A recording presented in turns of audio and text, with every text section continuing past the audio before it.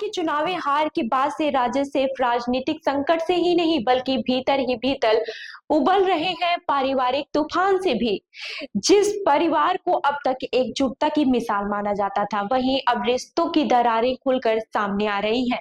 लालू यादव की बेटी रोहिणी आचार्य का बयान इस टूटन की सबसे बड़ी गवाही है और इसके राजनीतिक मायने कहीं अधिक गहरे भी हैं। बता दें कि बिहार चुनाव में राजद की करारी हार के बाद से लालू परिवार में बढ़ते मतभेदों की चर्चा लगातार गर्म है। रविवार को दिल्ली में मीडिया से बात करते हुए रोहिणी आचार्य ने पहली बार स्पष्ट और सीधी बात कही। उन्होंने केवल अपने भाई को त्यागा है, माता पिता को नहीं।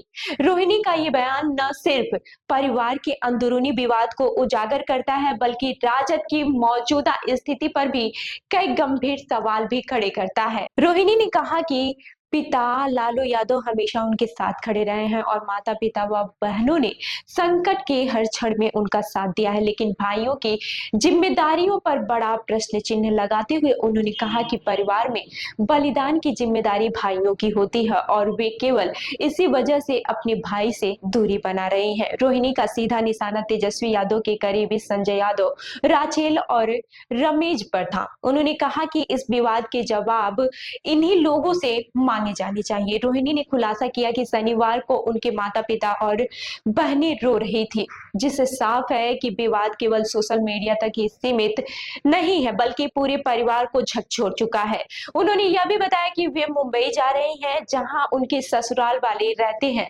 और उनकी सास उनकी स्थिति को लेकर काफी चिंतित है। सोशल मीडिया पर पहले वे कह चुकी हैं कि संजय यादव और रमेश जैसे तेजस्वी के करीबी लोगों की वजह से उन्होंने राजनीति छोड़ने का फैसला लिया है। रोहिणी ने यहां तक दावा किया है कि परिवार में उन्हें वंचित कर दिया गया और किडनी दान देते समय भी उन्होंने बिना अनुमति के इतना बड़ा निर्णय लिया जो आज उन्हें भारी पड़ रहा है। इस विवाद के बीच परिवार से एकमात्र समर्थन तेज प्रताप यादव ने दिखाया। तेज प्रताप ने कहा कि वे अपनी बहन का अपमान किसी भी कीमत पर बर्दाश्त नहीं करेंगे।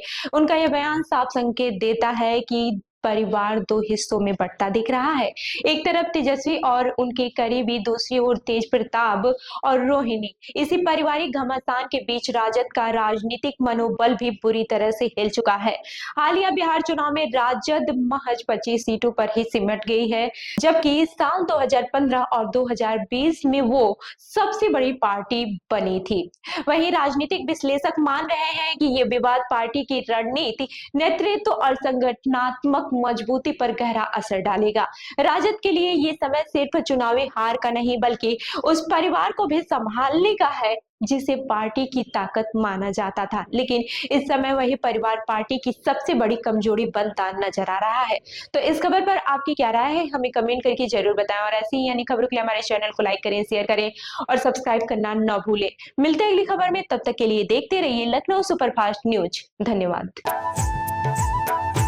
हमारी संस्कृति, हमारी पहचान। Registration is open.